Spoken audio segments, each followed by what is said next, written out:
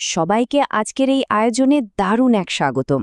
আচ্ছা, কখনো কি ভেবে দেখেছেন আজ আমরা প্রতিদিন যে ইংরেজি ভাষাটা ব্যবহার করছি তার শুরুটা ঠিক কিভাবে হয়েছিল? আজকের এই বিশ্লেষণে আমরা ভাষার ইতিহাসের এক অসাধারণ যাত্রায় বের হব। আমরা দেখব কিভাবে প্রাচীনকালের অদ্ভুত কিছু তত্ত্ব থেকে শুরু করে শতাব্দীর পর শতাব্দী পেরিয়ে আজকের এই ডিজিটাল যুগের প্রমিত ইংরেজি ভাষার জন্ম হল। প্রাচীন গ্রিক দার্শনিক প্লেটো অনেক আগে একটা দারুণ প্রশ্ন করেছিলেন, শব্দ কি একেবারে প্রাকৃতিক কোনো বিষয়, নাকি মানুষ নিজেদের মধ্যে চুক্তির মাধ্যমে এগুলো তৈরি করেছে? একবার ভাবুন তো, এই একটা প্রশ্নই কিন্তু আমাদের গভীরভাবে ভাবায়। ভাষা কি প্রকৃতির কোনো স্বতঃস্ফূর্ত শক্তি, নাকি মানুষের তৈরি কোনো অসাধারণ আবিষ্কার? চলুন, আজকের এই আয়োজনে আমরা এর উত্তর খোঁজার চেষ্টা করি। আজকের এই ঐতিহাসিক যাত্রায় আমরা মূলত 4টি বিষয় দেখব। প্রথমে কথার প্রাচীন উৎস, তারপর প্রাচীন বা ওল্ড ইংরেজির আদিম শেকড়। এরপর আমরা দেখব ফরাসি ও লাতিন ভাষার সংমিশ্রণ কিভাবে ইংরেজিকে বদলে দিল, এবং সবশেষে এই আধুনিক ডিজিটাল যুগে ভাষার প্রমিতকরণ। চলুন, প্রথম পর্ব দিয়ে শুরু করা যাক। কথার প্রাচীন উৎস। আদিম মানুষ আসলে ভাষার এই রহস্যটাকে কিভাবে ব্যাখ্যা করত? শুরুতেই আসছে বাউ বাউ তত্ত্ব। নামটা শুনেই হয়তো একটু হাসি পাচ্ছে, তাই না? কিন্তু তত্ত্বটা বেশ মজার। এই ধারণা অনুযায়ী আদিম মানুষ পশু পাখি বা প্রকৃতির নানা আওয়াজ নকল করতে গিয়েই ভাষার উদ্ভব ঘটিয়েছিল।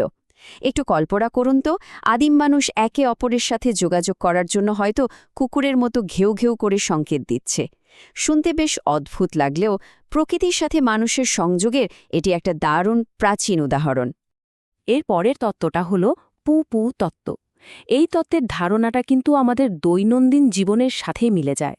মানুষ যখন প্রচণ্ড ব্যথা পেয়ে উফ করে ওঠে বা আনন্দের চিৎকার করে, সেই স্বতঃস্ফূর্ত চিৎকার বা দীর্ঘশ্বাসগুলোই নাকি ধীরে ধীরে শব্দে পরিণত হয়েছে। অর্থাৎ মানুষের একদম আদিম আবেগগুলোই হয়তো আমাদের ভাষার প্রথম জন্মদাতা।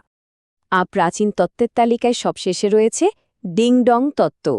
এই তত্ত্বের মূল কথা হলো আমাদের আশেপাশের প্রতিটি বস্তুরই নাকি নিজস্ব একটি লুকানো প্রাকৃতিক শব্দ আছে, আর আদিম মানুষ সেই শব্দগুলোতে সাড়া দিয়েই অর্থপূর্ণ সব শব্দ তৈরি করেছিল। এখন কথা হলো, বৈজ্ঞানিক দৃষ্টিকোণ থেকে এগুলো পুরোপুরি প্রমাণিত না হলেও এই তত্ত্বগুলো থেকে অন্তত একটা ব্যাপার স্পষ্ট: আদিম মানুষ তাদের চারপাশের পরিবেশ আর মুখের কথার মধ্যে একটা যৌক্তিক সম্পর্ক ঠিকই খোঁজার চেষ্টা করেছিল। এবার আসা যাক দ্বিতীয় পর্বে, প্রাচীন ইংরেজির আদিম শেকড়। কিভাবে জার্মানিক উপজাতিরা এই ভাষার ভিত্তি স্থাপন করেছিল তা এবার আমরা দেখব। ইতিহাসের এই টাইমলাইনটা একটু খেয়াল করুন। 450 খ্রিস্টাব্দে শুরু হয়েছিল ওল্ড ইংলিশ, যা মূলত জার্মানিক। সেখান থেকে 1150 খ্রিস্টাব্দের ফরাসি প্রভাবিত মিডল ইংলিশ। এরপর 1500 খ্রিস্টাব্দে রেনেসার প্রভাবে তৈরি আর্লি মডার্ন ইংলিশ, এবং অবশেষে 1700 খ্রিস্টাব্দে এসে আজকের এই প্রমিত মডার্ন ইংলিশ। শতাব্দীর পর শতাব্দী ধরে ইংরেজি ভাষা কতটা বিশাল পথ পাড়ি দিয়েছে তা এই টাইমলাইন দেখলেই বোঝা যায়।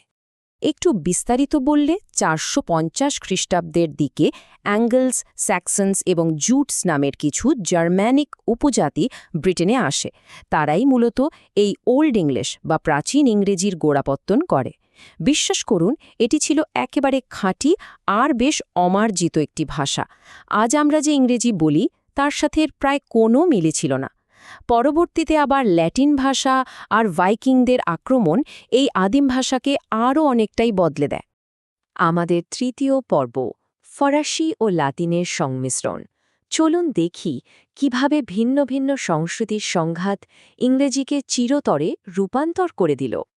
পার্থক্যটা বুঝতে এখানকার শব্দগুলোর দিকে একটু তাকান। ওল্ড ইংলিশের দিকে খেয়াল করুন। বি, স্ট্রং, ওয়াটার, এগুলো দৈনন্দিন জীবনের খুব সাধারণ মাটির কাছাকাছি শব্দ।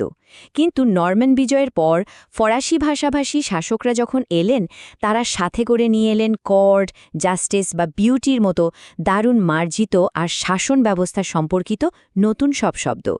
এভাবেই একদম সাধারণ মানুষের ভাষার সাথে আভিজাত্যের এক অসাধারণ মেলবন্ধন তৈরি হয়ে গেল। এরপর 1500 থেকে 1700 খ্রিস্টাব্দে এলো রেনেসা বা নবজাগরণের যুগ। বলতে গেলে ভাষার জগতে একটা বিস্ফোরণ ঘটল। নতুন নতুন শিল্প আর বিজ্ঞানের কারণে লাতিন ও গ্রিক ভাষা থেকে প্রচুর শব্দ সরাসরি ইংরেজিতে ঢুকে পড়ল। আর ঠিক এই সময়েই উইলিয়াম শেক্সপিয়ারের নাটক আর কিং জেমস বাইবেলের মতো কালজয়ী কাজগুলো আধুনিক ভাষার একেবারে শক্ত একটা রূপরেখা তৈরি করে দিল। সাহিত্য আর বিজ্ঞান কিভাবে একটা ভাষাকে এতটা সমৃদ্ধ করতে পারে, এটা তার সবচেয়ে বড় প্রমাণ। এবার আসি আমাদের শেষ পর্বে, ডিজিটাল যুগে ভাষার প্রমিতিকরণ। কিভাবে এই বিশ্বজনীন ভাষার এত বড় বিশৃঙ্খলাকে নিয়ন্ত্রণে আনা হলো? ভাষার এই বিশাল বিশৃঙ্খলাকে একটা নিয়মে আনার জন্য মূলত ৩টি বড় ধাপ ছিল। ভাবুন তো, পঞ্চদশ শতাব্দীর অটোকারেক্ট কেমন ছিল? উইলিয়াম ক্যাক্সটনের ছাপাখানায় ছিল সেই আমলের অটোকারেক্ট, যা প্রথমবারের মতো শব্দের বানান নির্দিষ্ট করতে সাহায্য করে। এরপর ১৭৫৫ সালে স্যামুয়েল জনসন যখন তার বিখ্যাত অভিধান তৈরি করলেন, তখন শব্দের অর্থগুলো একটা স্ট্যান্ডার্ড বা প্রমিত রূপ পেল। আর আজকের দিনে বৈশ্বিক বাণিজ্য আর আধুনিক ডিজিটাল প্রযুক্তির মাধ্যমে এই ভাষার পরিধি তো প্রতিনিয়ত বেড়েই চলেছে। এখন তো আর শুধু ছাপাখানা বা অভিধানের যুগ নেই। আধুনিক গবেষণা এখন চলে গেছে কম্পিউটেশনাল লিঙ্গুইস্টিক্সের বিশাল জগতে। আর্টিফিশিয়াল ইন্টেলিজেন্স বা AI, real time translation app আর স্পিচ রিকগনিশন টুলস ব্যবহার করে মেশিন এখন শুধু মানুষের ভাষা বুঝতেই পারছে না, নিজেরাও নির্ভুলভাবে কথা বলতে পারছে। ভাষার ইতিহাসে এর চেয়ে যুগান্তকারী পরিবর্তন আর কি হতে পারে? একটা দারুণ ব্যাপার কি জানেন? আজকের এই আধুনিক প্রযুক্তির সাথে ১৭ ও ১৮ শতকের যুক্তিবাদী দার্শনিকদের চিন্তার একটা অদ্ভুত মিল রয়েছে। রেনে দেকার্ত বা জন লকের মতো পণ্ডিতরা যখন যৌক্তিকভাবে ভাষা নিয়ে ভাবছিলেন, তখন তারা একটা সার্বজনীন বা ইউনিভার্সাল ভাষার স্বপ্ন দেখেছিলেন। এমন একটা ভাষা যা দিয়ে পৃথিবীর সব মানুষ স্পষ্টভাবে একে অপরের সাথে যোগাযোগ করতে পারবে। আজ এই এআই ট্রান্সলেশনের যুগে দাঁড়িয়ে মনে হচ্ছে না যে আমরা তাদের সেই শত বছরের পুরনো স্বপ্নটাকেই সত্যি করার দিকে এগোচ্ছি? আর ঠিক এই জায়গা থেকেই একটা ভীষণ কৌতূহল জাগানো প্রশ্ন উঠে আসে। কৃত্রিম বুদ্ধিমত্তা আর এই গ্লোবাল কানেক্টিভিটি কি শেষ পর্যন্ত আমাদের সব ভাষাকে একত্রিত করে একটিমাত্র সার্বজনীন ভাষায় পরিণত করবে? আদিম মানুষের প্রকৃতির আওয়াজ অনুকরণ করা থেকে শুরু করে আজকের এই এআই-এর যুগে পৌঁছানোর এই অভাবনীয় যাত্রায় ভাষার ভবিষ্যৎ আসলে ঠিক কোথায় গিয়ে দাঁড়াবে? এই বড় প্রশ্নটি আজ আপনাদের সবার ভাবনার জন্যই রেখে দিলাম। আজকের আয়োজনে আমাদের সাথে এই অসাধারণ যাত্রায় থাকার জন্য অসংখ্য ধন্যবাদ।